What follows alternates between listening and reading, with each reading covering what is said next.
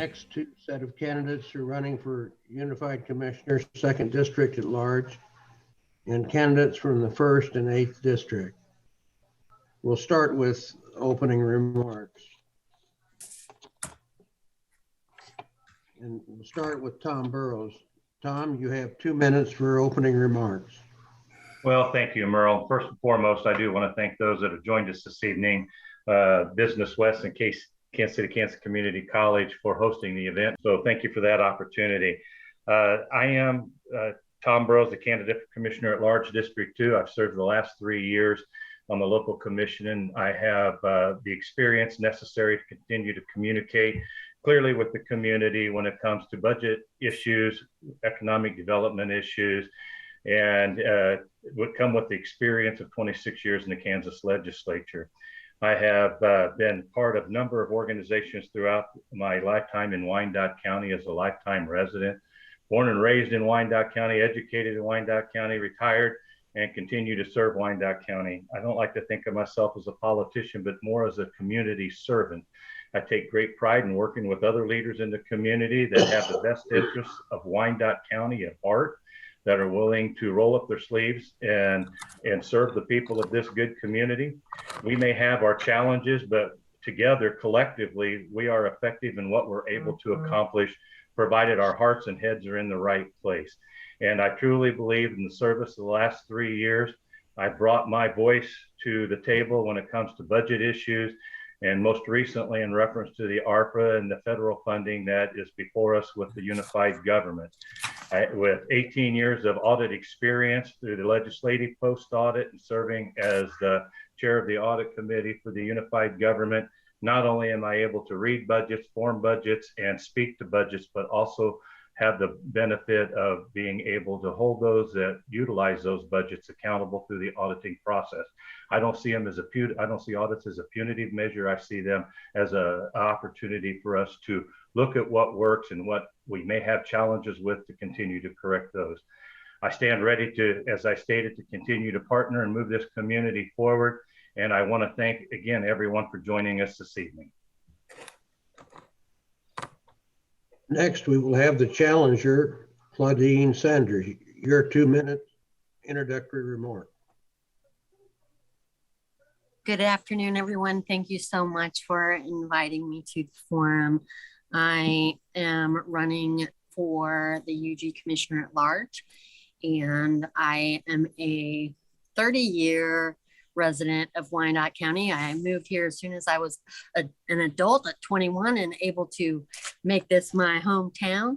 I have worked for the past 25 years at the same job at Central States Thermo King down in Armourdale, and have been very much a community activist, not a politician. This has been definitely a different experience for me these past several months. I decided to run last summer after Armourdale experienced a lot of gun violence and asked for some help from the Armourdale Renewal Association, one of the NBRs of the UG.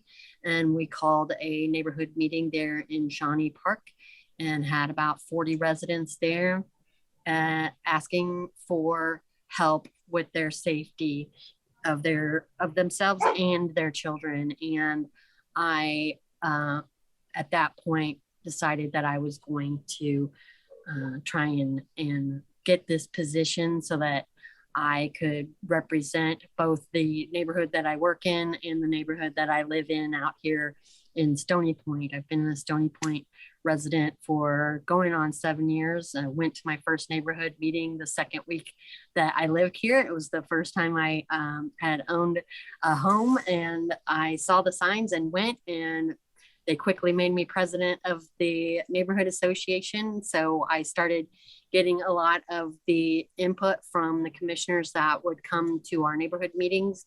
And I loved the work that they were doing. And I just really feel very strongly that we need to make a stronger commitment to getting into the community and talking to actual residents instead of just hitting our gavels all the time. So I'm looking forward to serving in a different capacity to Wyandotte County, and I would love your vote on November 2nd or before. Thank you.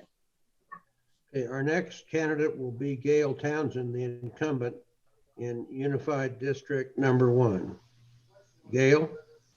Thank you very much, Mr. Bland. Good afternoon to everyone in attendance. My special thanks to Business West and KCK Community College for sponsoring this forum, which is such a great public service.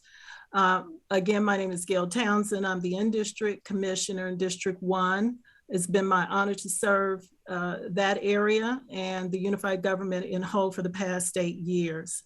I want to talk about what I have done and what I stand ready to do again at the will of the people. In that 8 years, I've been actively and openly taking stance against crime, encourage funding for minority and women-owned businesses in our budgets, move for the improvements to District 1 parks and rec spaces. And there's not one area in my district in the parks and recs that hasn't been touched in some way since I've been in, whether it's been Garland Park, Edgerton Park, or Quindaro Park. I've moved for improvements to code enforcement compliance and to bring on more code enforcement agents, which was done in this last budget. Move for in support for continued budget funding for emergency home improvement grants. This gets to the meat and heart of where people live so that they can have roofs if needed. They can have sewers fixed in the home if there's a problem, if you are within certain economic guidelines.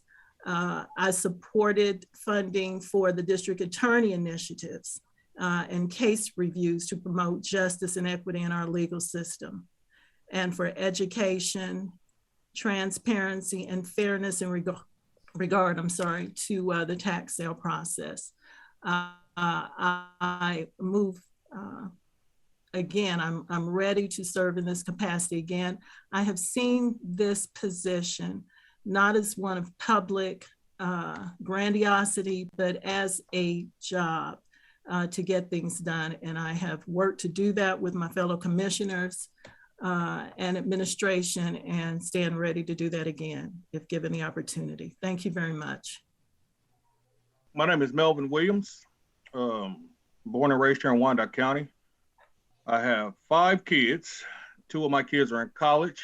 One just graduated from K-State, currently enrolled in KU on her way to become a lawyer. I have one that has 12 scholarships and decided to stay in the States. She's at Wichita State University, getting a degree for psychology.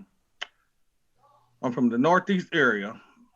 I do a lot of projects within the Northeast area that goes unknown. I've been in real estate for the last 9 years, and it's an honor and pleasure to serve the citizens of Wyandotte County and assisting them with their home purchase. I'm trying, what I would like to do is, when I'm the next commissioner, is rebuild the Northeast area and help our most vulnerable, which is our senior citizens, to stay in their house by avoiding tax sales.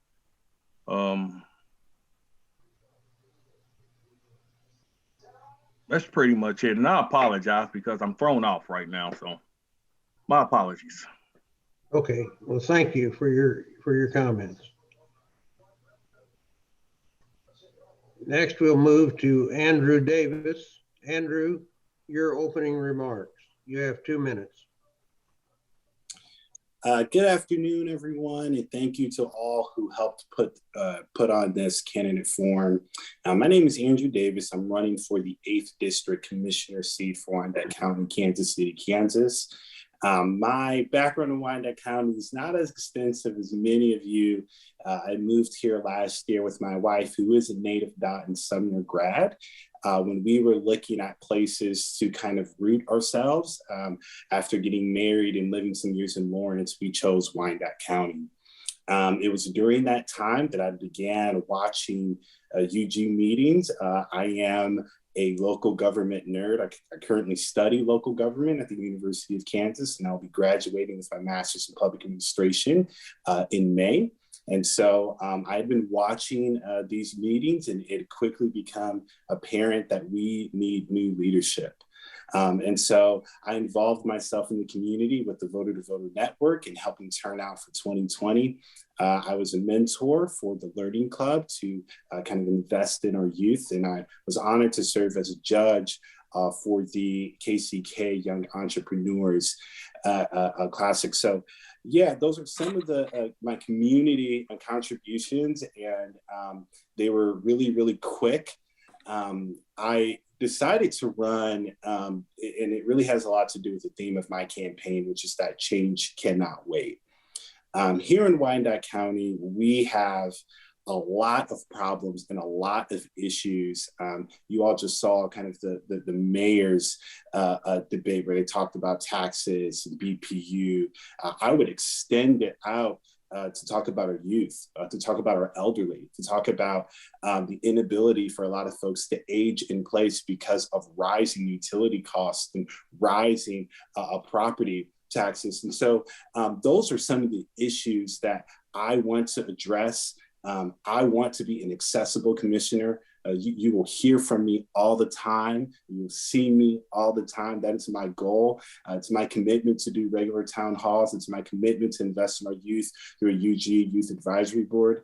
It's my commitment to be an advocate for community benefit agreements so that our neighborhoods and our longstanding residents, and even those that are just recently a part of the community, are not an afterthought in our economic development deals, but they are a part of the process so that they can partner with developers. It is my priority that you all have innovative, transparent, accessible leadership that focuses on equity and diversity throughout not just the bottom, but the top. And so I'm Andrew Davis, and I would love your vote November 2nd or before. Thank you. Okay. Next, we will hear from Dr. Jane Philbrook. Doctor? Yes, thank you so much for giving me the opportunity, and thank you for putting together this forum to the Kansas City, Kansas Community College and to Business West. Yes, I'm a lifelong Wyandotte County resident, third generation optometrist, a small business owner with over 20 years experience, and past president of Business West. So I want to create a vision for you of Kansas City, Kansas and Wyandotte County. And so here's how I see it. So we're creating a viable community through addressing issues that we have with roads, codes, and parks. We want safe, attainable housing of variety and health opportunities. We also are creating jobs and careers with more than just viable or livable wages by collaborating with our partners in education, workforce partnership, and businesses. Also, being part of the Justice and Equity Coalition that went through with the 8 Can't Wait folks and that the mayor mentioned, we finally got that finalized with the police department. They've got it put together so it all reads well and on continuous pages instead of spread out everywhere. That coalition has been a wonderful, wonderful boon for Wyandotte County and will continue to be. These are all part of a comprehensive perception that we in Wyandotte County are building into reality for our home called Wyandotte County. I'm asking to be allowed to continue in this collaborative work that it takes and will take to make a welcoming and safe community. So many people of various backgrounds, for example, There's 25% African American, 29% Latino, and a thriving refugee immigrant immigrant population that have already chosen to make this place their home. So our differences and likenesses are all a part of the attraction. And I'm inviting others to join us in our diversity. And I appreciate your vote on November the 2nd. For Jane Philbrook, District 8 Commissioner. Thank you. Now we will move to the panelists' questions, and we'll start with Mary Rupert. And she will ask questions of Dr. Philbrook. Mary? Thank you. It would be hard for an official to top 2020 when thousands of lives were saved because of the local health orders. Going forward, do you foresee the use of mandatory health orders in the future? So I wish I had a crystal ball. That's just like the rest of the doctors. We all wish we had crystal balls. So we have to listen to what the professionals have with their data and take their lead. Listen, read, and learn, and then make those decisions about what we think will be the safest for our community. That's my bottom line, is safety for our community. Okay. Andrew Davis, your response to that question. Yeah, I mean, I would hope not. I don't like wearing a mask. I have to wear a mask, for 8 hours at work, and it's not enjoyable at all. I was pleased to see that we reached at least 50% with one dose in the arm for those that are eligible for vaccinations in our county. I think there is there's room to keep growing and to add on to those efforts that the health department has laid out. So I'm not a doctor. Public health is not my field. I would hope that we would use every effort, every measure to make sure that we do not go backward, we go forward. For our economy, for our schools, for our families, I'm hoping that we go forward, and I'm going to stay in that optimism. Thank you. Okay. Commissioner Townsend, your response. Well, we start each meeting with the Pledge of Allegiance that says, pledge allegiance to the flag, United States of America, and for the republic for which it stands, one nation, under God, with liberty and justice for all. And I think we have kind of, in this COVID environment, missed the for all point. And by that, I mean, we have to, I think, take the advice, the recommendation of the medical professionals at the time it's given. COVID, we've seen over the last 2 years, is not a static situation. So whether or not we have to use masks, whether or not we have to have more mandates, should be totally dependent, in my opinion, on what the advice of our doctors are saying. And in my opinion, that's how we voted. I was one of only two, I think, back in April, when the initial mask mandate was about to sunset, to desire to continue forward with it. And it wasn't passed then, but look at where we are now. We were forced to go back in it with this variant. So I think it's most important that we listen to the recommendations of our professionals, look at the needs of everyone in the community. It's not whether I personally want to wear a mask, I don't care for them either, but it's to protect the others that I come in contact. Safety and justice for all. Thank you. Claudine Sanders, your response. Well, first of all, I would love to congratulate the UG on the amazing efforts that they made through this whole deal. I was actually extremely proud of the way they all handled it. You know, the entire nation, the entire world was struggling on what to do next, how to move forward.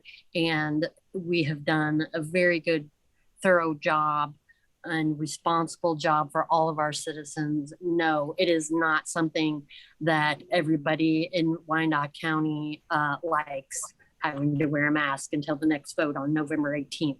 You know, everybody keeps looking at that when's the next meeting.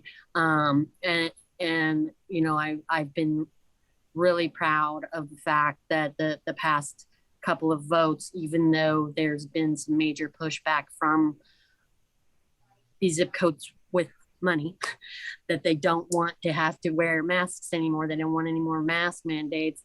Our UG has followed our health department's recommendations as science being fact, and the fact that our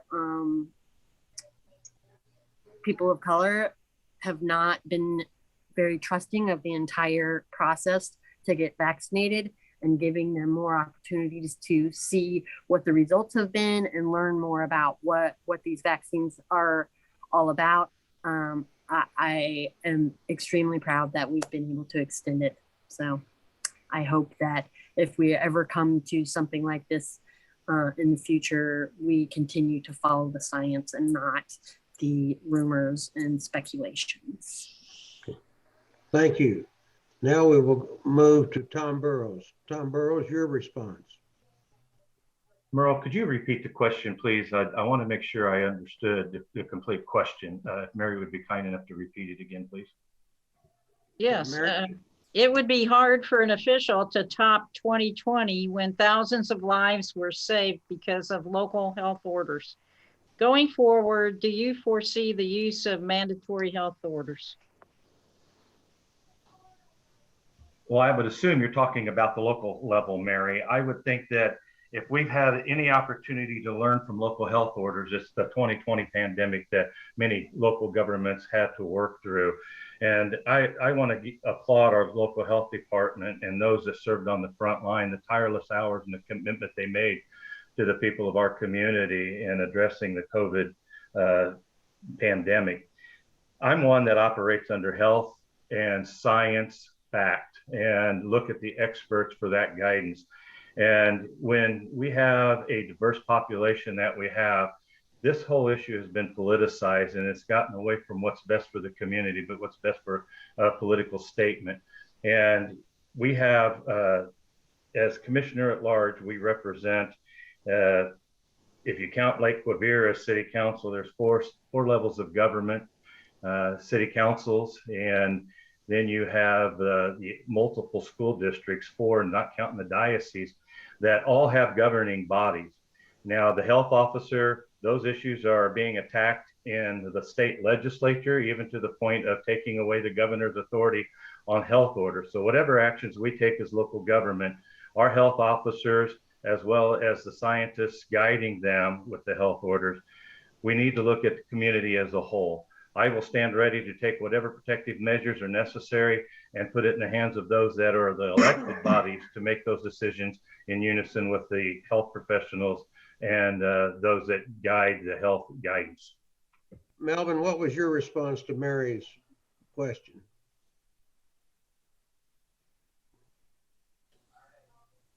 Melvin? Can you hear me? Melvin Williams? Yes. You can hear me now? You hear Mary's question?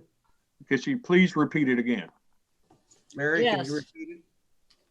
It would be hard for an official to top 2020 when thousands of lives were saved because of local health orders. Going forward, do you foresee the use of mandatory health orders? First of all, I want to say thank you to all our local officials who stepped up to lead the charge and to help saving Wyandotte County citizens. As a person who had COVID and my grandmother who's 84 just got over COVID, I would say I will follow in the lead, in the direction of the experts. If the experts say we need to do a mandatory mandate, and after I review the evidence, I will go forth. And if the evidence don't call for it, I will vote against it. But me personally, I'm I'm for masking because it has hit close to home with me. Thank you. Okay. Now we'll move to JD and Tom Burrows. All right. Well, again, thank you all for your presence here. And I am honored to be able to ask a few questions of you this afternoon. Do you support the current city administrator or city county administrator, right?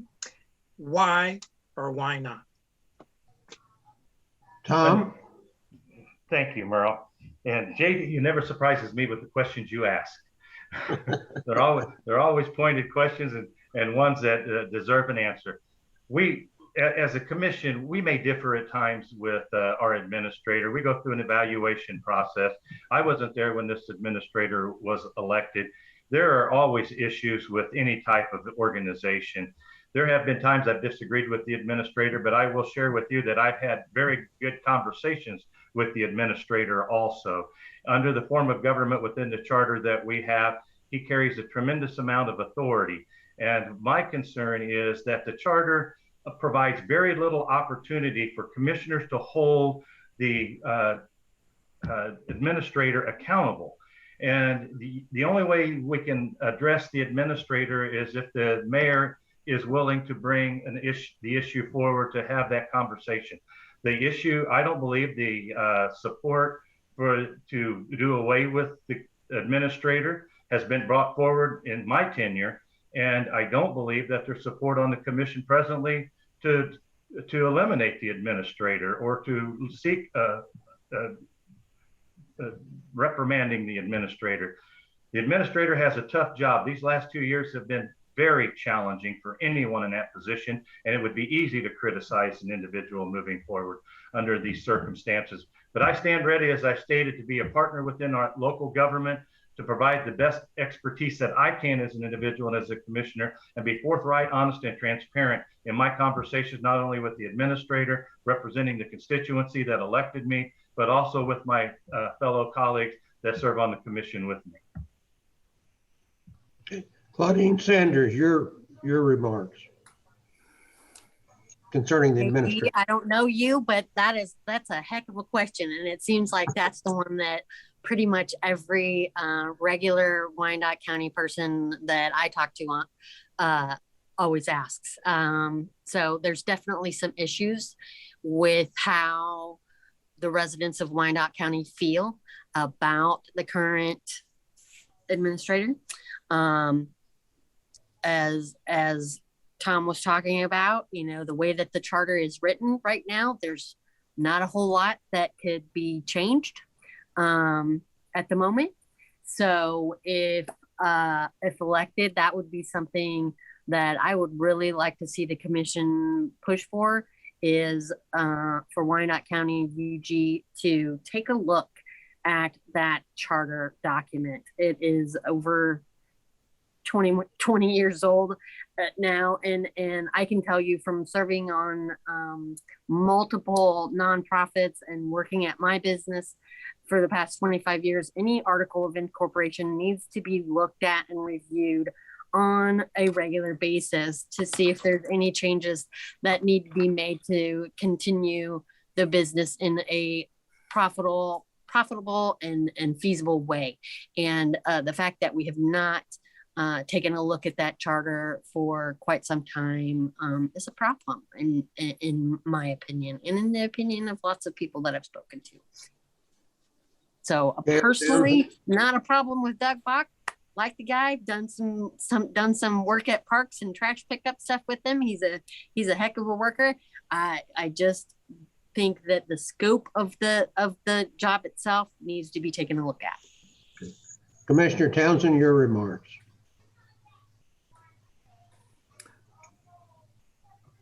Thank you. Trying to get this unmuted. Thank you. Well, lawyer that I am, let me say that I'm going to be very cautious here, because some of this question, actually, as I interpret it, gets into personnel matter, which, is not really something that we discuss publicly. So let me offer that caveat. Having said that, I will tell you that my interchange with Mr. Bach, the current county administrator, has been positive for my tenure in there. I think he was the assistant and did not hold the position he now holds as county administrator when I first came into office. So I was part of the process that, ended up selecting him. So I will tell you, he has always been very responsive, hardworking, open to critique. So if I had an issue, he was open to the critique, to the change. And I would encourage voters when they analyze anybody's performance to do your homework first and not ride the wave of what other people may have told you. When I came onto the commission, I knew one person, and that was former Commissioner Hal Walker, because I had been a law clerk before consolidation. But I would want to treat people the way I would want to be treated. And that means getting to know them for yourself before you criticize. So I would say one of the things I was most impressed with most recently was the opportunity by Mr. Bach to name a new police chief. And I think with the decision that was made, he listened to the community. I personally had voiced my recommendation, and I'll just leave it at the fact that I'm happy that we were able to welcome Chief Oakman. So that's what I would say with Mr. Bach, and to voters, I would urge them to do their own individual homework. And if you have a particular issue, then address that. Thank you. Melvin Williams, your response. I personally do not know Douglas Bach, so I can just only go on what his actions have been in our community and what I see. Doug Bach does not have the best intentions for the Northeast area in mind. Doug Bach believes in giving away the house and a brand new kitchen sink to anybody that comes along to Wyandotte County and want to plant roots here. We don't know what these abatements are that he's giving them. His job performance, I mean, who really know who Doug Bach is besides the people that works with him every day? My personal belief is, yes, Doug Bach has too much power. My personal belief is that it should be an elected position. Doug Bach needs to be held accountable. If he's doing the right job, we praise him. If he's doing, the wrong job, we hold him accountable to that. Make it an elected official. I feel like he's not good for Wyandotte. That's just my personal opinion. He's not good for Wyandotte. We can bring somebody in that can do better. Amazon, we don't know what the tax abatements for that is, but I'm pretty sure they're not paying much. Urban Outfitter, we don't know what the tax abatement is that, but I'm pretty sure they're not paying much. Doug Bach, in my personal opinion, is all about helping Amazon, Urban Outfitters, companies of that nature, and neglects the people in the areas that really need his expertise the most. Okay. Thank you. Now we'll move to Andrew Davis. Your comments. Yeah, this is a very tough issue, just given it is personnel matters. And I think the employee evaluations that the commissioners do, I was informed a few months ago, those are made private just due to us talking about a employee of the unified government. However, as somebody that studies local government, the county administrator is a very, very public and a very, very political job. And I think because it's very public and because it's very political, there does need to be more transparency. I've talked with business owners who I've said nothing about the county administrator, and they did not say favorable things. If anything, if I'm being completely honest with you all, and this is just from my experience, which is limited, I could not think of one positive thing anyone has really said about our county administrator. Now, that does not necessarily mean that Doug Bach is necessarily doing a bad job. That could just be those folks that I talked to. However, there is a disconnect. And I think that, we do need to look at the charter, and we do need to put more requirements around transparency. When I was with the city of Lawrence and saw that city manager was well known and created relationships with everyone within the community. I mean, made it a point to do a tour when he got the job to introduce himself to folks, so that when decisions were made, it wasn't just a stranger or their shadow. What we have right now is a shadow-like, a shadow-esque form of administration. And so I would be open to having further conversations about the charter, further conversations about performance. And I want transparency around that employee evaluation, because this is not any other employee of the unified government. This is, I would say, the most powerful employee of the unified government, more powerful than any of the commissioners on this call. And so the people, if their tax money is going to pay the salary of this person, then there needs to be more transparency around the types of decisions that are made. And it needs to be balanced with professionalism, but it also needs to be balanced with some accountability measures to ensure that there is transparency, there is accessibility, and that folks are heard. And so, yeah, that is my position. Dr. Philbrook, your response. So this question is very questionable, JD, because, no, sorry, I get to put you on the spot too. Because as said by a couple of other commissioners, this is an HR personnel matter in some ways.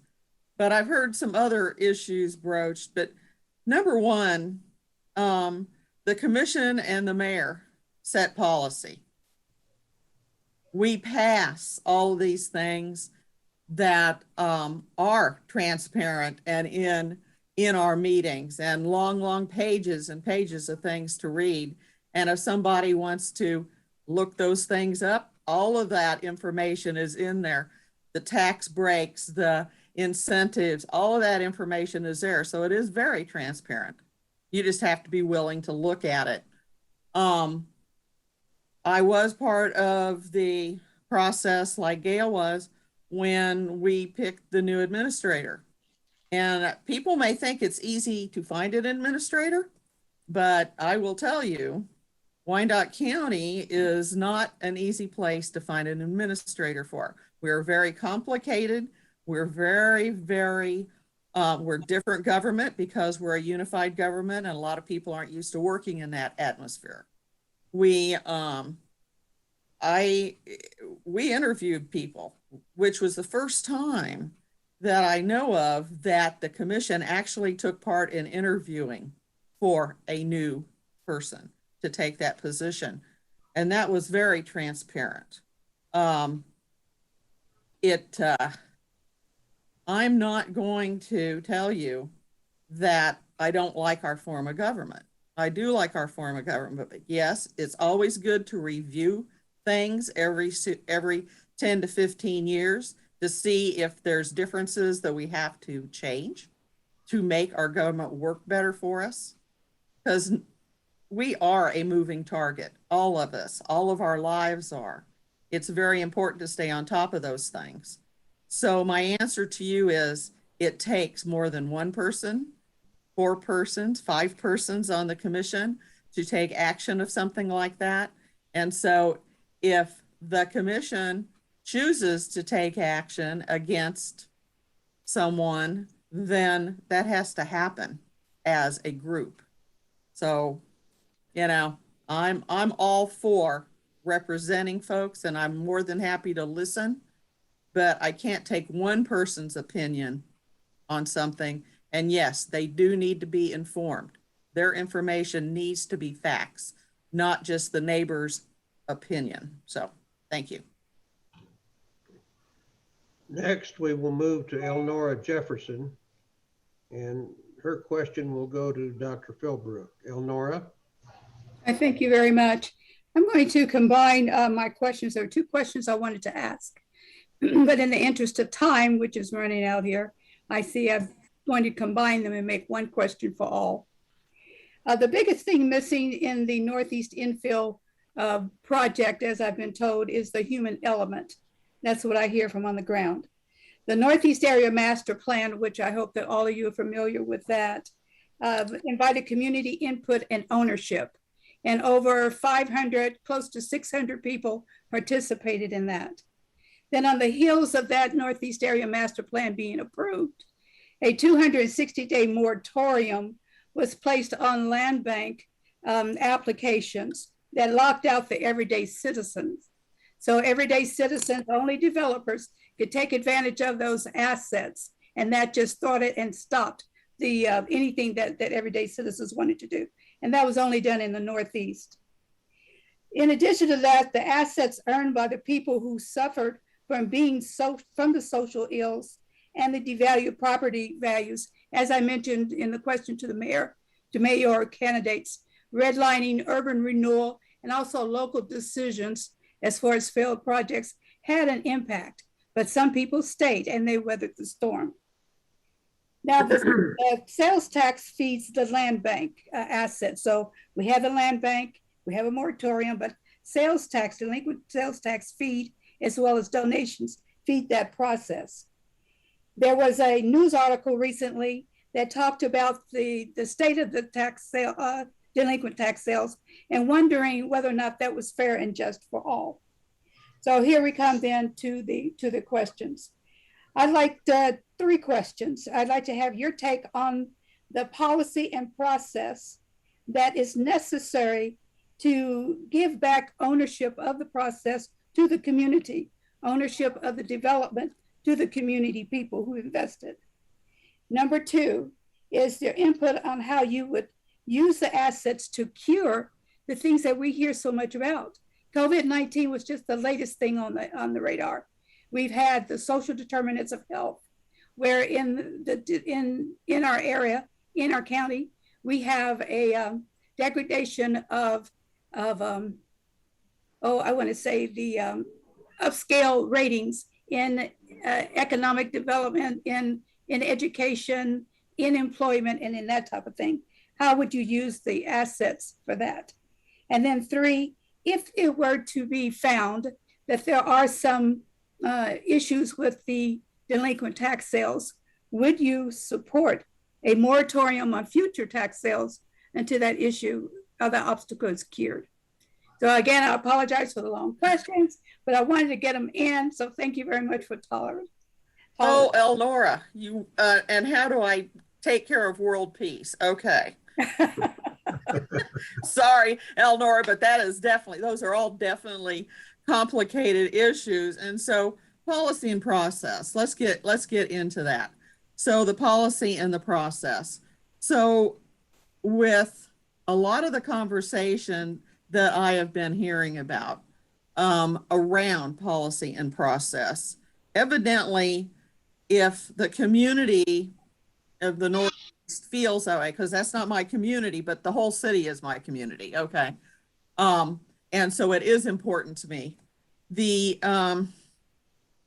I would have to be literally in the weeds with you, Elnora, in the conversations with the city, county, okay, with those issues. So I understand those issues from all sides, because you guys know I'm a collaborative person and I want to see everybody at the table during that conversation. I don't want he said, she said. I want to be present during the nuts and bolts conversation or something like this. That's my answer for you as far as would I back having a conversation and trying to figure out what's going on. Yes, you know that. Now, as far as money going into the Northeast for economic development, which also means jobs and patients. So folks have those advantages to have really good paying jobs. You betcha. I mean, I really like the idea of the community college moving closer downtown so we can do a lot of things and bring our community closer together down there. Okay. And if I'm getting off track, Elnora, just bring me back on. And what was the third one? I'm sorry.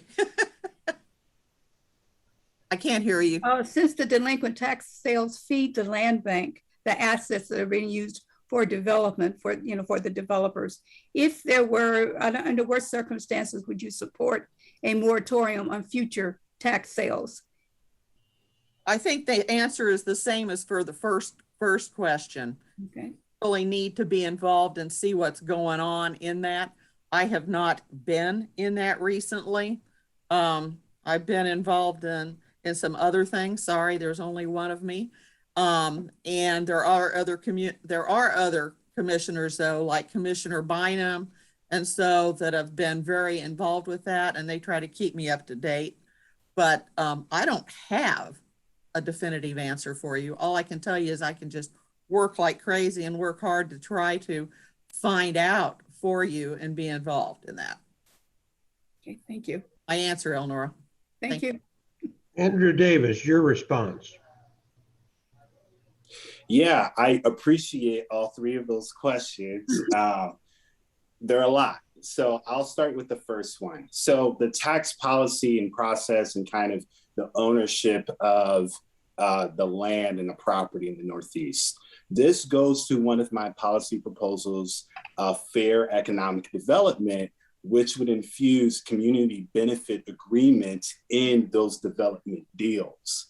And so what I am proposing, and this was proposed, and I believe they have a similar process in Kansas City, Missouri, and in other localities that we can actually mimic and we can, edit so that it works for Wyandotte County, where we can say, hey, you want to come over here, you want to buy this home, you want to purchase this land to build this business, let's check with our master plan and let's check with the community.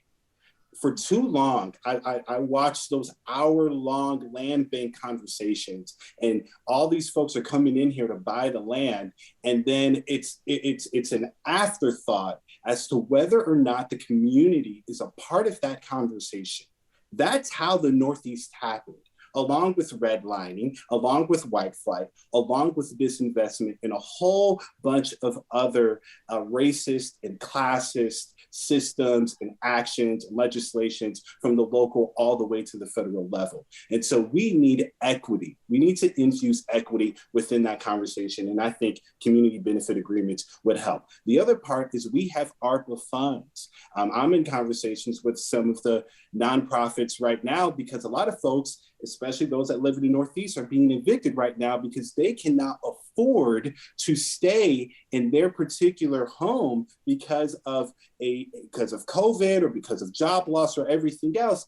And somehow, some way, all this is happening while emergency funding has gone out in August. If it's an emergency in August and we're in late October, and still no communication has gone through. No communication has gone out to those residents as to why. I publicly called out the UG, I called out United Way, I called out the health department to ask, where is the money? $1.8 million for housing assistance could help those that are delinquent, those that are in need.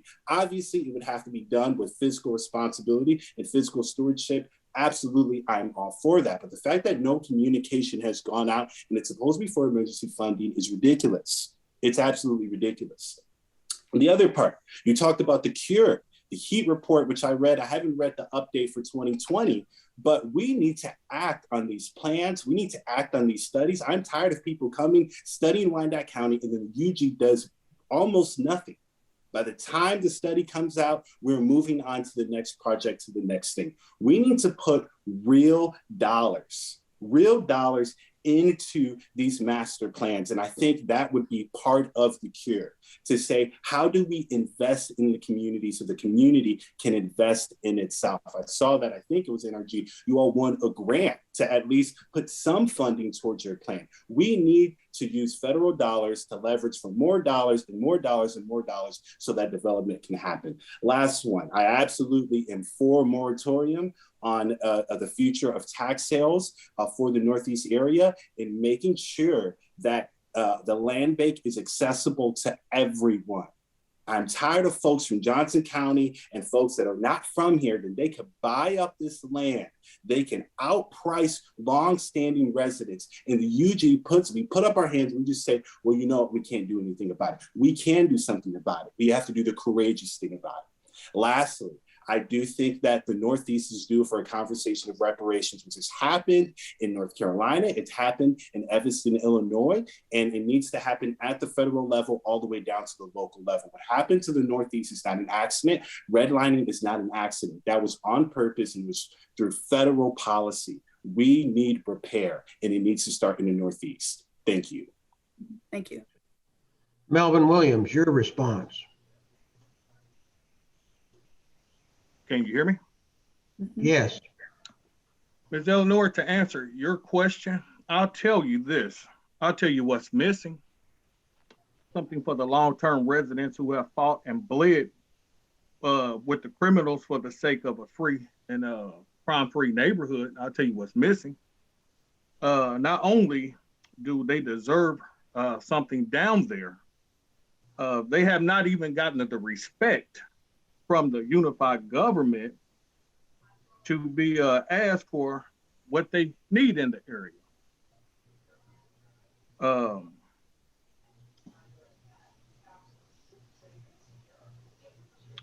People, for what they really want, I mean, people are not good enough. The people of the first district are not good enough to be asked for input.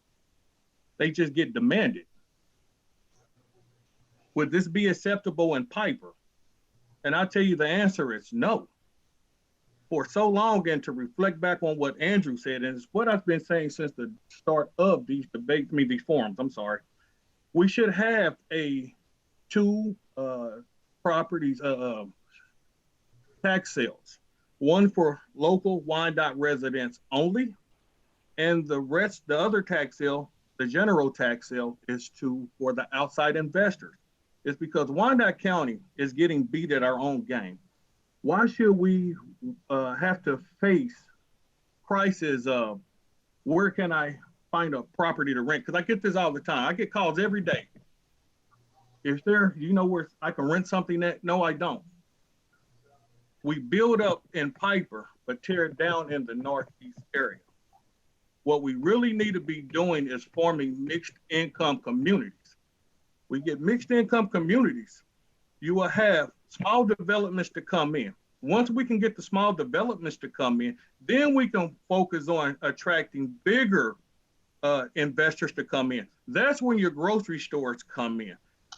My proposal and my vision is for the Northeast to start with 5th Street, is to put in $250,000 homes to $200,000 homes to $300,000 homes. While they are building new homes down there, we go to somebody like your house, Miss Eleanor, and say, hey, let's put a roof on her house. Let's fix up the exterior of her house. See, we buy one, we adopt one. Thank you. I hope I answered your question. Thank you. Commissioner Townsend, your response.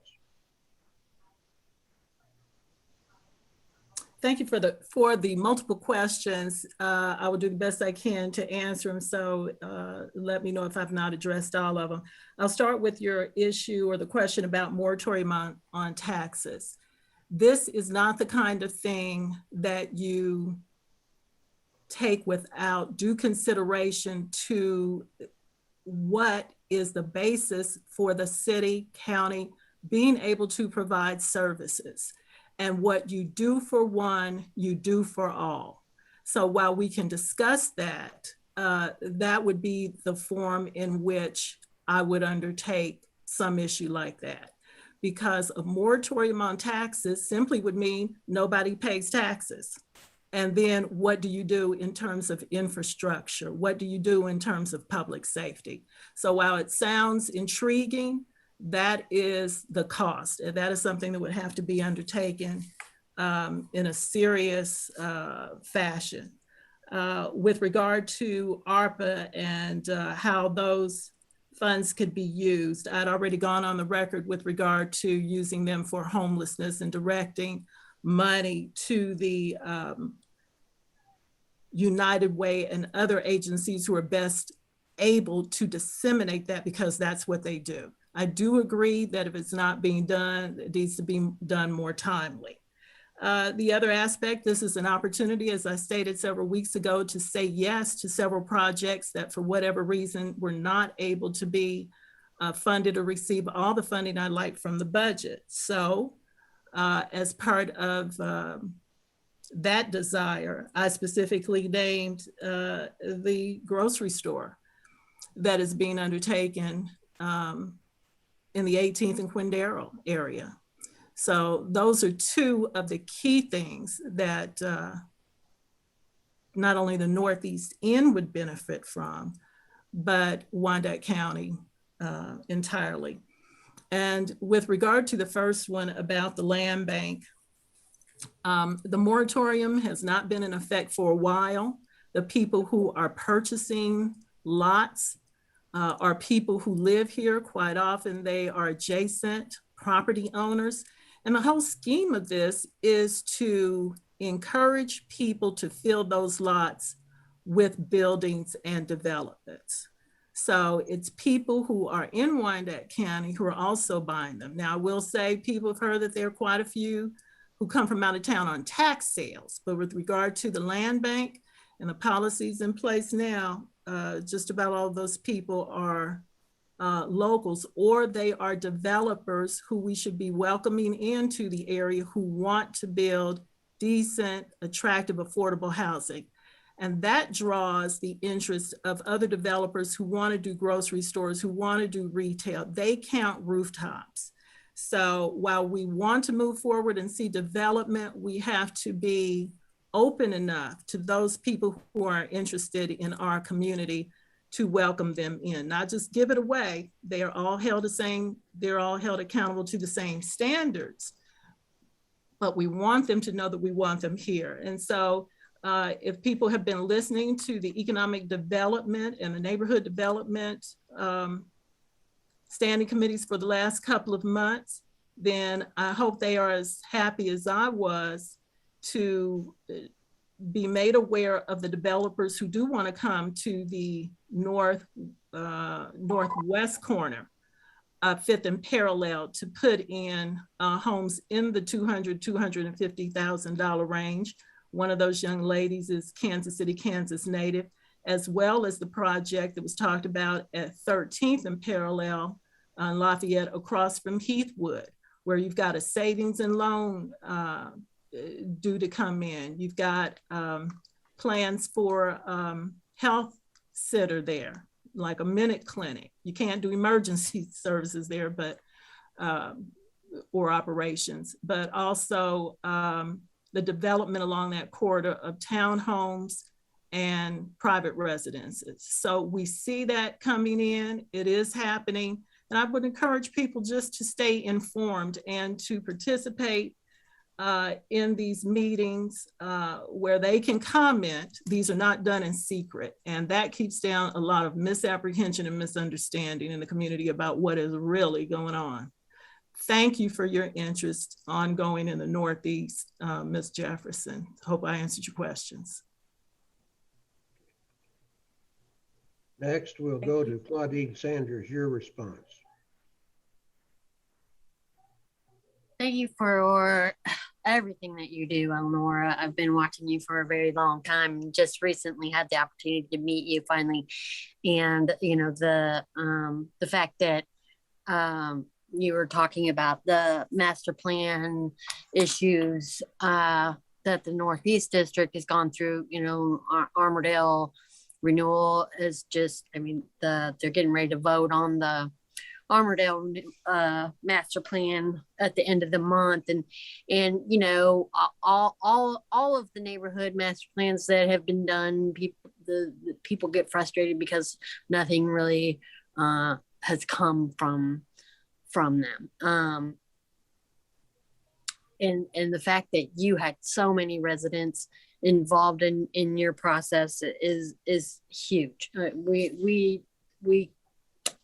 mean, Armourdale's small residentially, so we didn't have a whole lot of input. I know from the social justice work that I've been a part of for quite a while now, that I have been really upset by the fact that, you know, Wyandotte County and many places across the United States, but since we're right here right now, Wyandotte County systematically over decades through redlining destroyed the Northeast District of Kansas City, Kansas, where some of the most beautiful homes are historically at. And, you know, if the community would have had the ability to have some input, there wouldn't be Dollar General stores that popped up all over Wyandotte County in place of grocery stores. There's no access to healthy foods in the lower income neighborhoods. And it's very upsetting. You know, working in Armourdale, I've experienced the closing of Lipari Brothers. So it's like, you know, I completely understand what you guys have been experiencing in the Northeast District for decades now. You know, when Big Mama started the Quindaro Days on the Queue a year and a half ago, I was excited. It was like being able to have some people actually come onto the queue, see what amazing food and things that you guys have to offer, if people will just allow you to be a part of this community again. And that's what the main frustration has been, is that the Northeast District has felt very disconnected from being able to have a say in what is happening in their own neighborhoods. And so, you know, as far as all of the land bank and the tax sales, it's like, and I've shared it at all over the place, that I'm a member of a 12-step fellowship. I've been clean since November 29th, 1997. And a part of that process of working the 12-step program is, you know, making amends for wrongs that I did in my past. Wyandotte County needs to make amends for wrongs that they've done in the past. They need to admit to it, which they have, as far as what they did with the redlining of the Northeast District. Now it's time to actually step up to the plate and make amends. And if there's problems with the way that they're doing these sales tax deals, it needs to be addressed publicly. You know, not just at a commission meeting. Come to the neighborhood and talk to the people. People are not comfortable coming to City Hall commission meetings. It's an uncomfortable process for them. Go to the community members and get in contact with them. So that's community engagement, make amends, take responsibility for what we've done, and let's see what we can do to move forward. That's my answer to the question, I hope. Thanks. Thank you. Now we go to Tom Burrows. Tom, your response. Merle, thank you, Merle.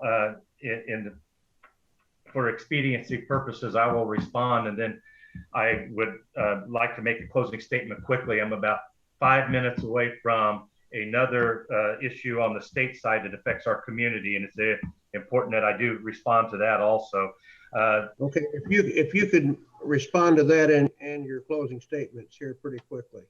Thank you. Elnora, thank you so very much for your passion and commitment to the community and the residents that you represent. I have so much respect for you, and we have had the opportunity to visit and work together over the years, and your family is well connected and well respected.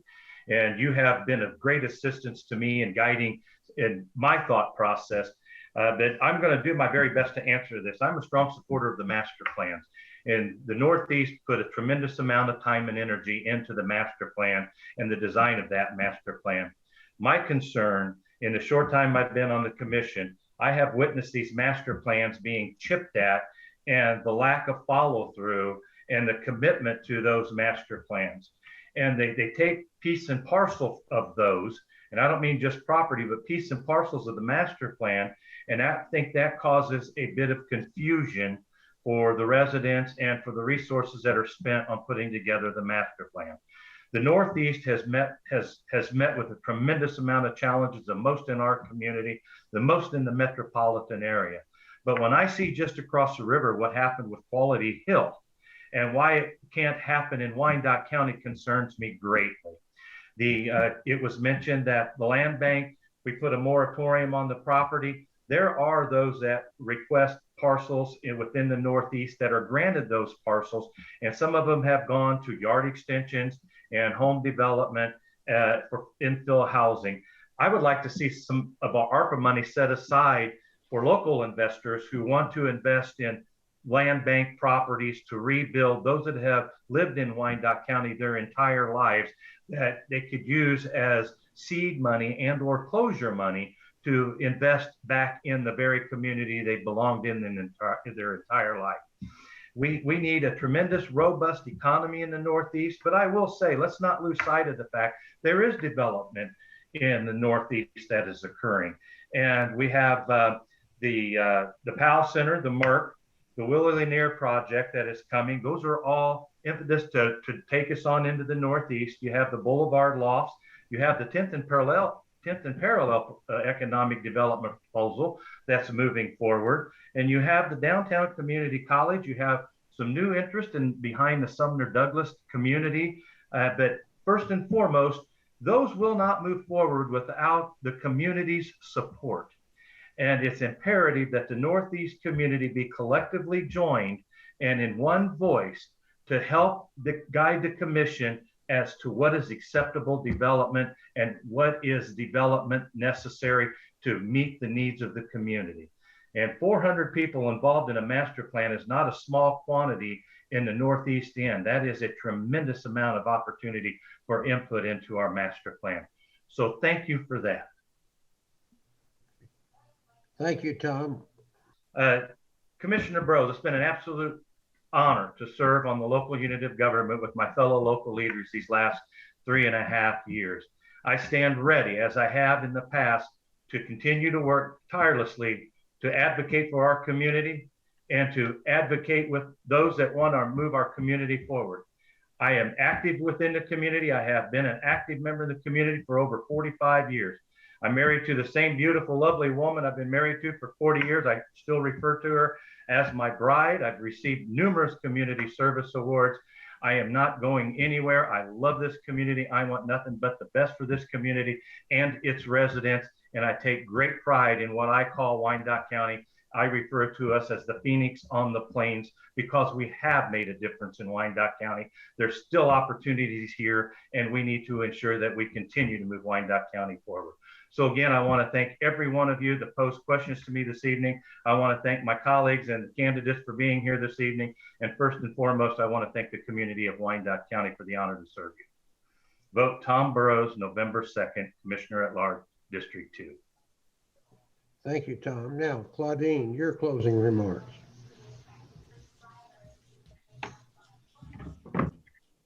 I have always said I may not be from the dot, but I'm absolutely 100% for the dot. I have loved this community since the first time I came here when I was living on the plaza. When I first got to Kansas City area, I got a job at a electrical shop over by the lake and got my first apartment in Waco.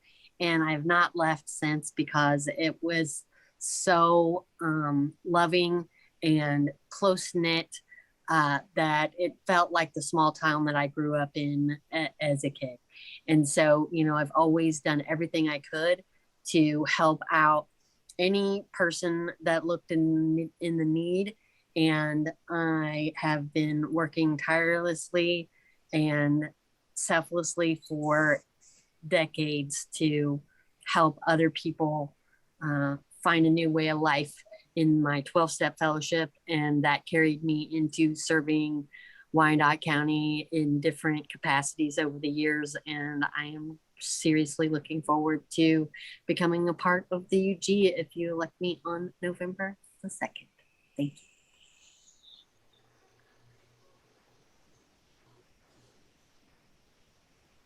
Next, we will move to Gail Townsend. Commissioner, your closing remarks.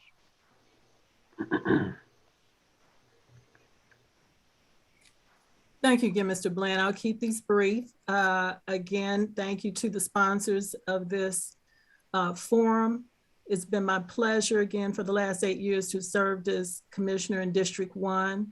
I'll end where I finished, talking about what I've done and encouraging people, citizens, to be a part of the process, the representative process, not just at this period, at voting time, but throughout. There's so many things that are misstated, misrepresented, that are not true, and I believe would be more easily explained if more people would participate throughout the year. But again, going back to what I've done in the last 8 years, again, fought against crime, the budget is everything.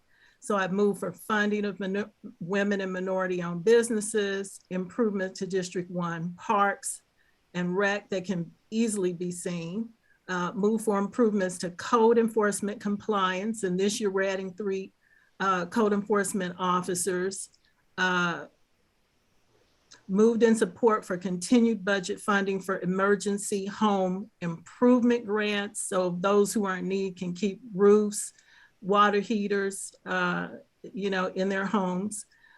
In support of funding again for programs that promote equal justice and access in our legal systems through the DA's office.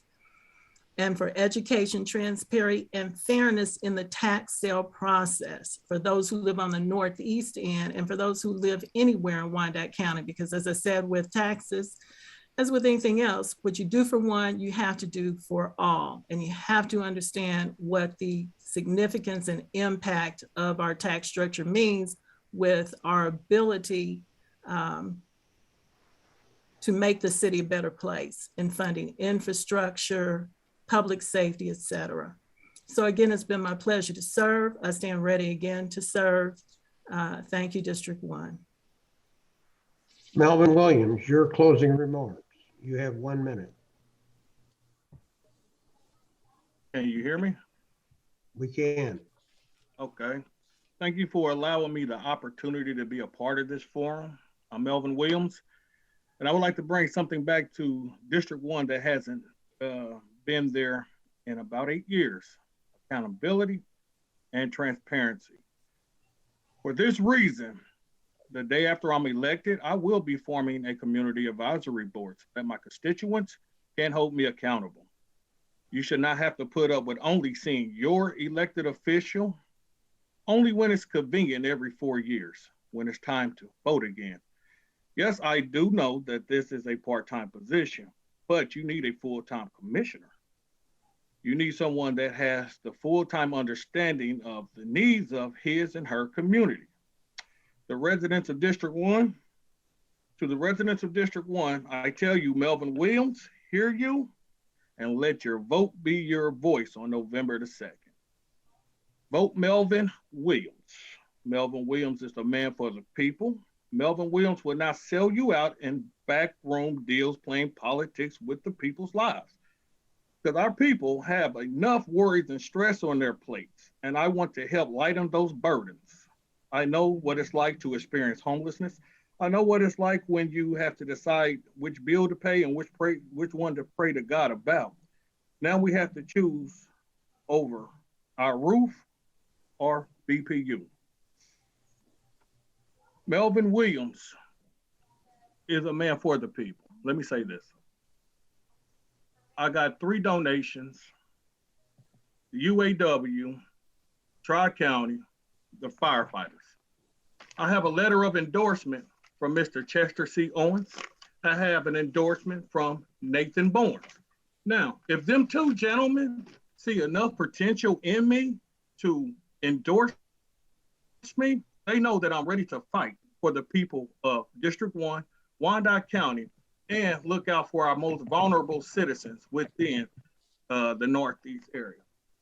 I can sit here and read this all day long, but at the same time, look, we're facing a crisis right now in Wyandotte County.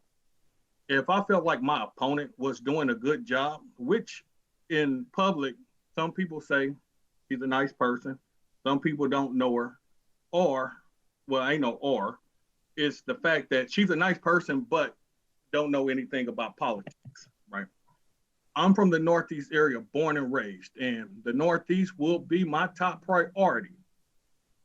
I want to go and redevelop the Northeast with the help of the residents of the Northeast. I want to seek their opinion first. I want to bring in development for the Northeast. It's time that the Northeast rises back up to the great potential that it was. Mr. Owens told me 5th Street, 7th Street, and 10th Street years ago used to be the Black Wall Street of Kansas City, Kansas. And it's time to fulfill that vision again and put the Northeast back on the map.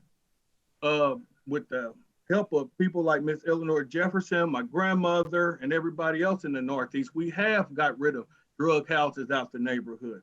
These people have fought and bled for their neighborhoods. And it's time for our leaders to step up, be accountable, and be transparent, because the Northeast and the 1st District is in lack of a lot of things. We love Piper, we love Turner, but anything north of 635, our local government sees that we don't need nothing over here. Indian Springs, for example, they gave it a meatpacking plant when we could have had an entertainment district up there. Our kids don't have nothing. Our senior citizens don't have nothing. And it's time to stop playing backroom politics with these people's lives out here. Thank you. Melvin Williams, 1st District, November the 2nd. It will be an honor to serve at the pleasure of the people of my district. Thank you. Andrew Davis, your closing remarks. You have 1 minute. All righty. So if you all, got a sense of some fire for me, especially regarding that last question, it's really because I care. I studied this. I live and breathe this. I would be involved in some way, shape, or form, even if I wasn't running for office. And so I want to thank all of the hosts and KCKCC for hosting this. Thank you all to the questionnaires. Thank you all for the questions.